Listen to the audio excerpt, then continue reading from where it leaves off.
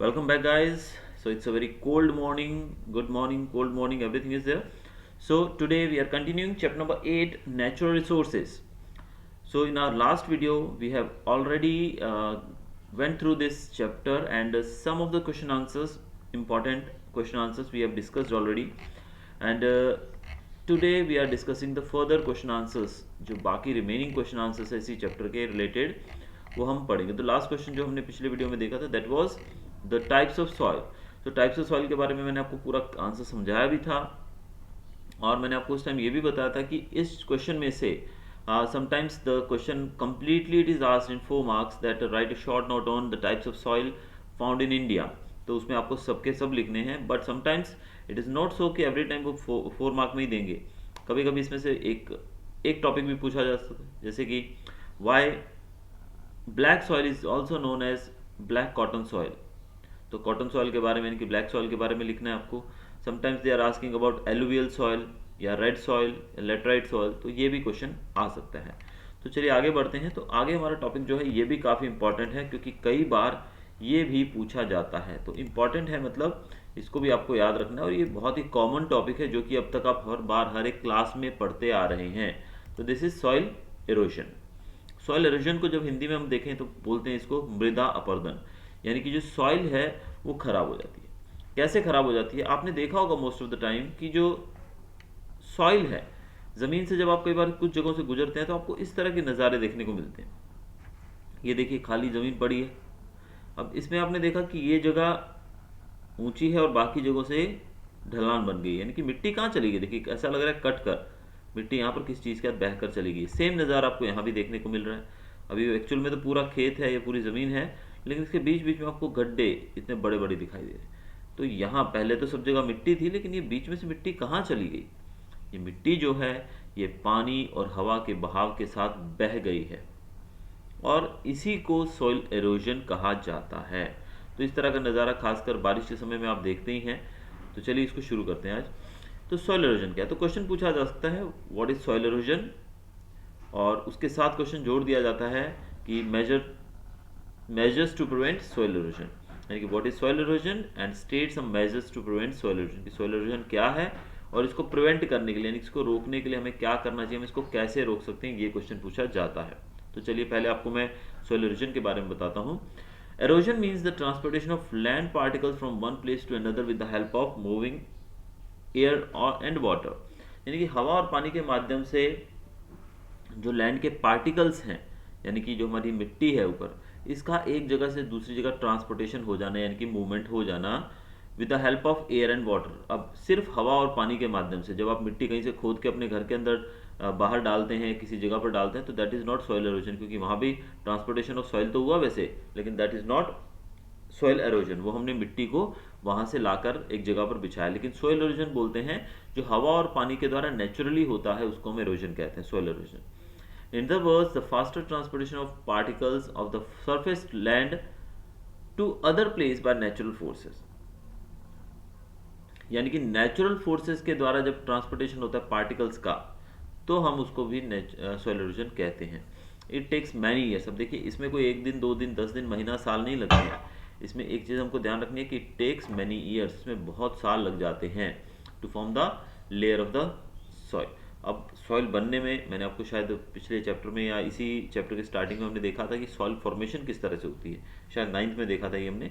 तो soil formation में आपको पता है कि बहुत साल लग जाते हैं. जो हमने पिछली क्लास में शायद डिस्कस किया था ना कॉन्ट्रैक्शन और एक्सपेंशन के बारे में कि जो पत्थर हैं बड़े बड़े पहाड़ हैं जो कि एक ओपन जगह पर रहते हैं और जब धूप और गर्मी की मार उन पर पड़ती है तो वो एक्सपैंड होते हैं और कॉन्ट्रैक्ट होते हैं और एक्सपेंशन और कॉन्ट्रैक्शन के कारण उनके बीच दरारें आ जाती हैं और फिर धीरे धीरे हवा और पानी के प्रभाव से वो सॉइल में बदल जाते हैं. तो इट टेक्स मैनी ईयर्स. ये कोई 2 3 4 साल 10 साल का काम नहीं. It takes many years. बहुत साल लगते हैं इसमें.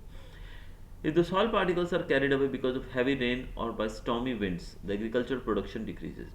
अब अगर ये सॉइल पार्टिकल्स जो अपर लेयर है उसको कैरिड अवे यानी कि इसको एक जगह से दूसरी जगह ये चली जाए किस वजह से, हैवी रेन से या फिर स्टॉमी विंड से यानी कि तेज़ हवाओं से या फिर बारिश के पानी के साथ ये बहकर आगे चली जाए तो एग्रीकल्चरल प्रोडक्शन पे बहुत प्रभाव पड़ता है. यानी कि खेती बाड़ी के ऊपर बहुत ही ज़्यादा असर पड़ता है. खेती बाड़ी कम हो जाती है क्योंकि जो लेयर होती है अपर, उसी में हम फसलें उगाते हैं। हम गड्ढा खोदकर ज़मीन के इतनी गहराई में अगर कुछ उगाएंगे तो वो नहीं उगेगा।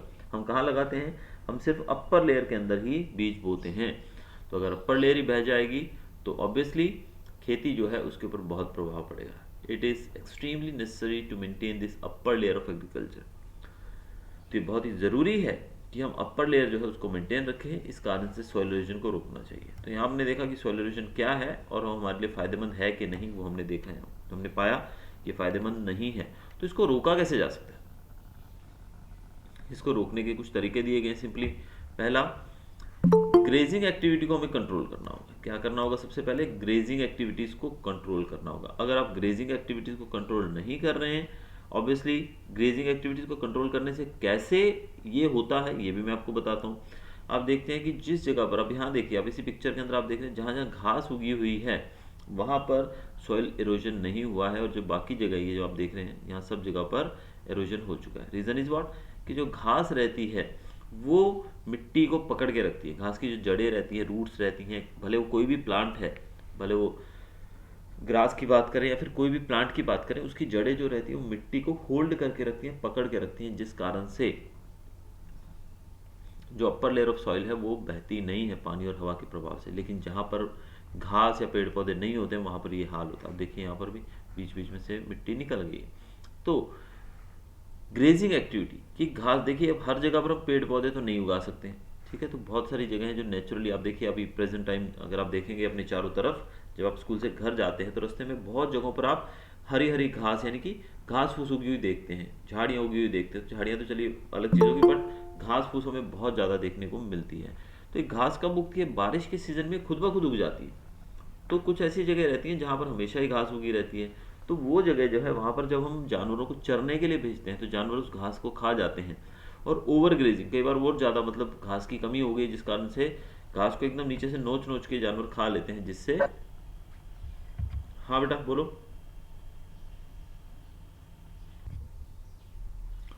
तो ग्रेजिंग एक्टिविटी जो है उसको कंट्रोल करना बहुत ज़रूरी है। कंट्रोल का मतलब ये ओवर ग्रेजिंग नहीं होना चाहिए। दूसरा, plantation should be carried out in contour method in slopy region. Slopy region जो होते हैं वहाँ पर एक मेथड रहता है जिसको हम कॉन्टो मेथड कहते हैं, उस मेथड से प्लांटेशन की जानी चाहिए।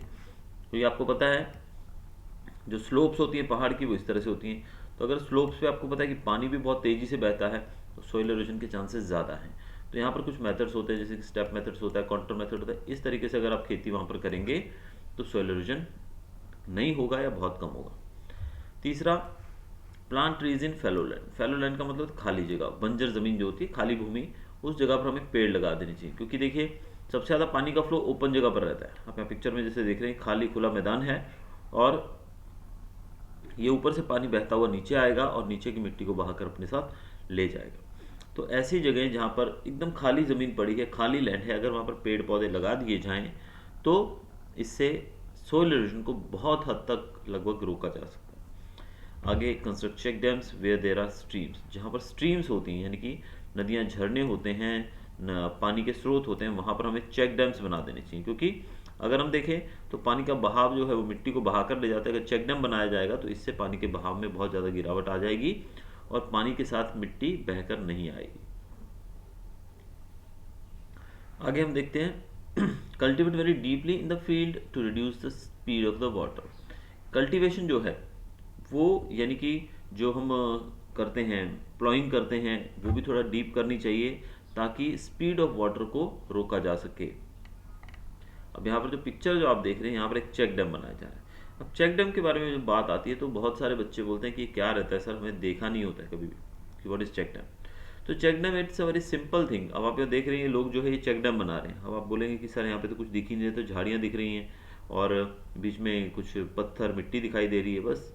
नहीं, एक्चुअल में चेक डैम क्या होता है, ये चेक डैम जो यहाँ पर पिक्चर में आप ये पत्थरों की जो लाइन देख रहे हैं, वैसी एक लाइन आप यहाँ देख रहे हैं, वैसी एक लाइन आप यहाँ देख रहे हैं, और इस तरीके की लाइनें आप देख रहे हैं बनती हुई। तो these are check dams only. Check dam क्या होता है अभी आपको थोड़ा सा डिटेल देता हूँ इसके बारे में। अब जो पानी ऊपर से, देखिए दिस इज ड्राई रिवर, ठीक है, सूखी नदी है। जब बारिश आएगी तो बारिश के समय पीछे से जो पानी होगा दूसरे गाँव का सबका मिलके पानी इस नदी के माध्यम से, this is a river only but it's a dry river. अब यहाँ से पानी जब बहेगा तो बड़ी तेज़ी से बहेगा। अगर यहाँ पर हम ऐसे पत्थर के थोड़ी थोड़ी दीवारें सी बना दें, तो पानी क्या होगा, इतनी इतनी जगहों पर आकर भर जाएगा। यानी कि यहाँ पर पानी जो है वो भर जाएगा, और जो पानी इससे ऊपर से जाएगा वो सिर्फ उतना ही होगा जो इस पत्थरों के ऊपर से गुजर सके। जो पानी इस पत्थरों के ऊपर से नहीं गुजर पाएगा वो पानी यहीं स्टोर आउट हो जाएगा। तो इस तरीके से पीछे तक पानी स्टोर रहेगा, और ये पानी जो है ये स्टोर रहेगा और ये धीरे धीरे ज़मीन में रिसेगा, परकुलेट होगा, जिससे अंडरग्राउंड वाटर लेवल बढ़ेगा। दूसरा, ये पानी जो यहाँ पर रहेगा वो लंबे समय तक पशुओं के पीने के, पशुओं के नहाने के काम आ सकता है, कपड़े धोने के काम आ सकता है, और अदर एक्टिविटीज़ में भी यूज़ किया जा सकता है। लेकिन अगर हम देखें कि इस पानी को अगर हम चेक डैम ना बनाए तो पानी पूरी जगह पर फैल जाएगा, जिससे ये बहुत जल्दी सूख जाएगा और पर्कुलेशन भी ज़्यादा नहीं हो पाएगा, एवेपोरेशन के कारण ये जल्दी सूख जाएगा। तो ऐसे में चेक डैम्स जो हैं वो ऐसी जगह जहाँ पर बारिश कम होती है या फिर जहाँ पर पानी के स्रोत कम हैं, वहाँ पर चेक डैम्स जो हैं वो बहुत ज़्यादा कारगर रह सकते हैं। अब इन पत्थरों की जगह अगर यहाँ पर एक छोटी सी दीवार बना दी जाए तो वो भी काम करती है। तो ऐसी छोटी छोटी दीवारें बना दी जाए छोटी छोटी, तो वो भी काम करती है। अगर आप यहाँ से मांडवी की तरफ जाते हैं तो रास्ते में बहुत सारी ऐसी ड्राई रिवर्स हैं, उनके बीच में आप कभी कभी कुछ दीवारें बनी हुई देखेंगे छोटी छोटी, भले वो पत्थरों की हो, भले वो किसी अन्य प्रकार की दीवार हो, इनके ऑब्स्ट्रक्शन होगा, तो that is a kind of check dam only. वो पानी को स्टोर करने के लिए बनाया जाता है। तो ये चेक डैम।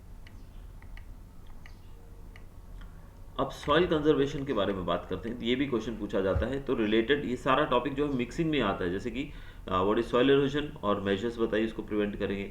तो आगे ये भी आ सकता है व्हाट इज सॉइल कंजर्वेशन, तो ये भी पूछा जाता है। Soil conservation means to prevent the soil erosion and to maintain its quality.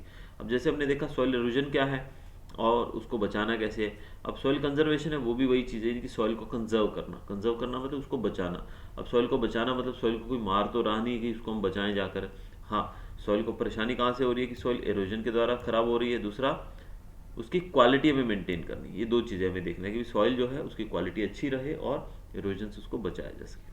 Soil conservation is directly connected to retain the soil particles at their original place. Different remedies are used at different places in the world according to its location and problems. If the soil is not conserved, then there are chances of flood, which enhances the risk against lives and property. Thus, soil conservation is very much necessary. अब soil conservation के बारे में बताया कि soil conservation जो है वो directly soil particle से कनेक्टेड है। यानी कि जहाँ पर सॉइल ओरिजिनल प्लेस है, जहाँ से सॉइल बनी है, जहाँ पर वो पाई जाती है। जैसे कि अब हम बात करें, हमने पिछले क्लास के अंदर देखा था टाइप्स ऑफ सॉइल में कि जो एलुवियल सॉइल है वो हमारे नॉर्दर्न प्लेन्स के अंदर है, और वो नॉर्दर्न प्लेन जो है वो सॉइल की ओरिजिनल जगह है एलुवियल सॉइल की। तो अगर वहाँ से मिट्टी जो है वो बहकर कहीं और चली जाए अपर लेयर, तो यानी कि इससे जो नॉर्दर्न प्लेन्स हैं वो पूरे तरीके से हमारे बर्बाद हो जाएंगे। तो सॉइल जो है उसको बचाना ये हमारी बहुत ही बड़ी प्रायोरिटी हमारी होनी चाहिए, ताकि हम सॉइल की क्वालिटी को मेंटेन रख सकें, सॉइल इरोजन को रोक सकें।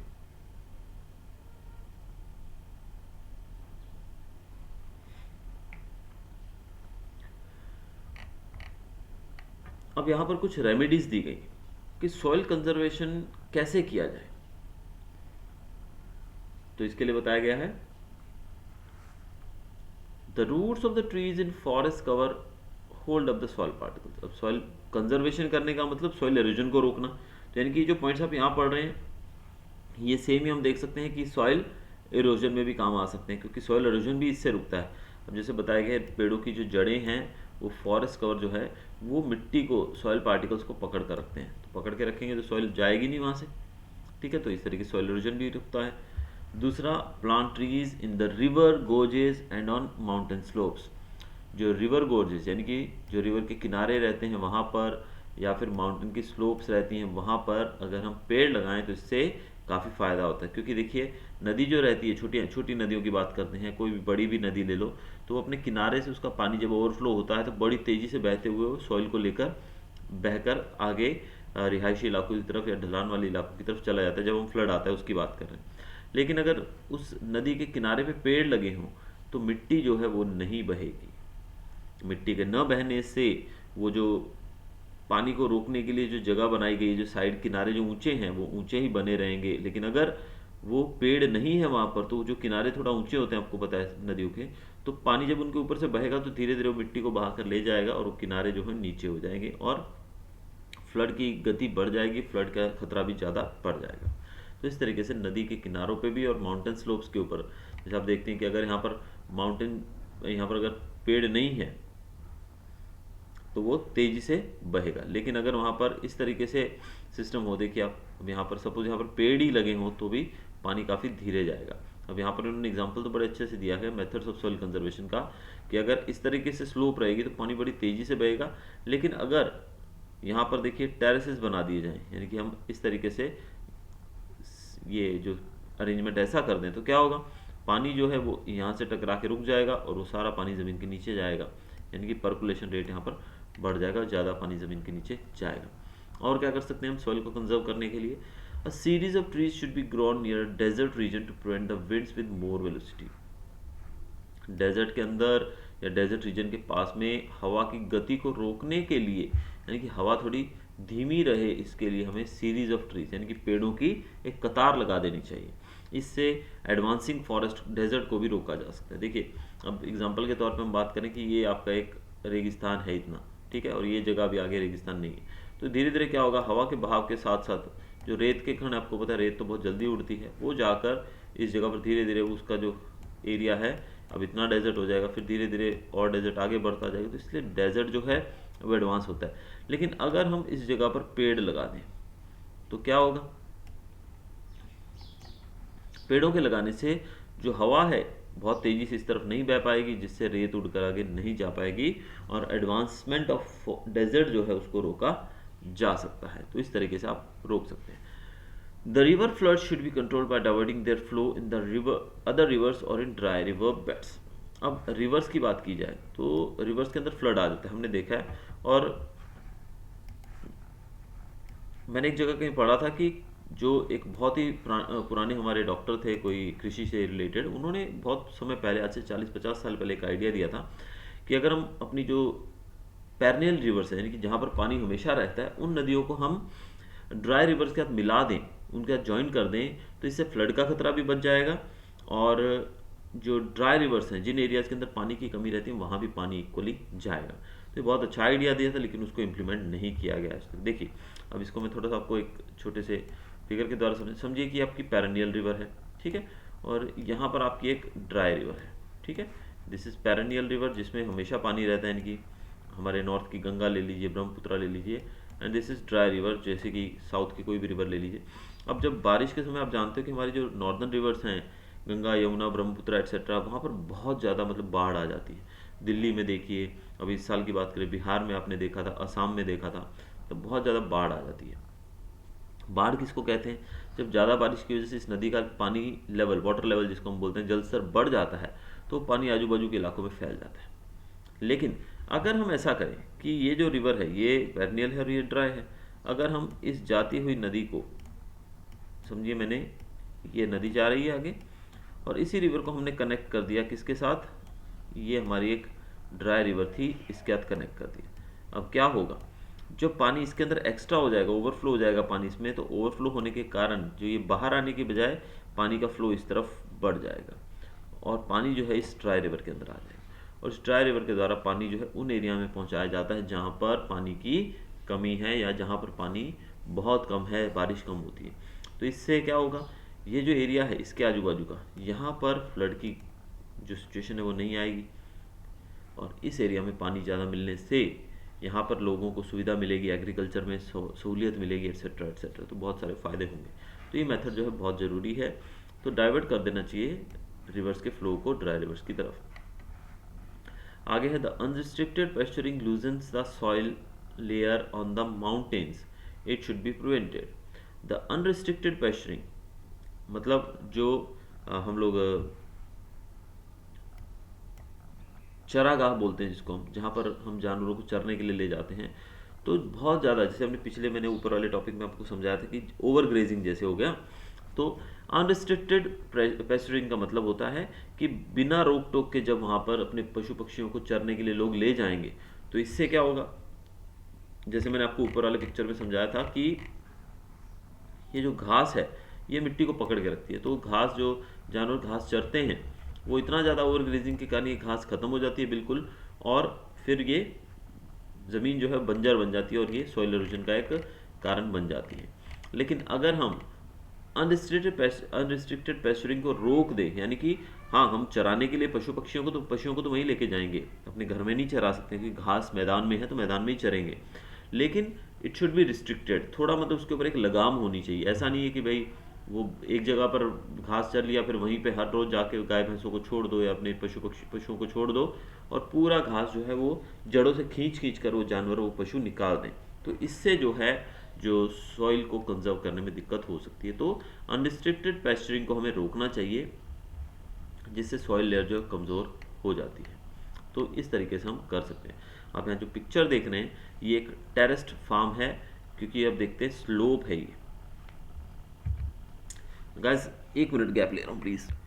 तो यहाँ पे जो टेरेस्ड फार्म है वो देख सकते हैं, ये स्लोप है, ये माउंटेन है एक तरह से छोटा सा, यानी कि स्लोप है। देखिए इस तरफ ढलान है, और अगर ये ढलान जो है इस पर हम वैसे खेती करने जाएं तो आप समझ सकते हैं कि कितना ज़्यादा इरोजन हो सकता है, सोइल इरोजन। लेकिन क्या किया गया यहाँ पर आप देख सकते हैं, यहाँ पर इन्होंने मेथड, इसको टेरेस फार्म्स बोलते हैं, टेरेस फार्म, यानी कि आपने देखिए यहाँ पर इन्होंने सीढ़ी नुमा खेत बना दिए, सीढ़ी, ये सीढ़ी की तरह बन गया है एक, जैसे कि हमारा सीढ़ी होती है घर में, स्टेप्स जो होती हैं वैसा बना दिया। तो इससे क्या है, पानी का फ्लो है काफ़ी कम हो जाता है और इस प्रकार से खेती की जा सकती है। दूसरा जो आप देख रहे हैं, this is called horizontal cultivation. यहाँ पर देखिए स्लोप इस तरफ है, तो ये जो इस तरीके से अगर खेती की जाएगी, देखिए गोलाई में थोड़ा सा इन्होंने लिया है इस प्रकार से, तो इसको हॉरिजॉन्टल कल्टीवेशन कहा जाता है। तो दोनों ही माध्यम से जो सॉइल है उसको कंजर्व किया जा सकता है।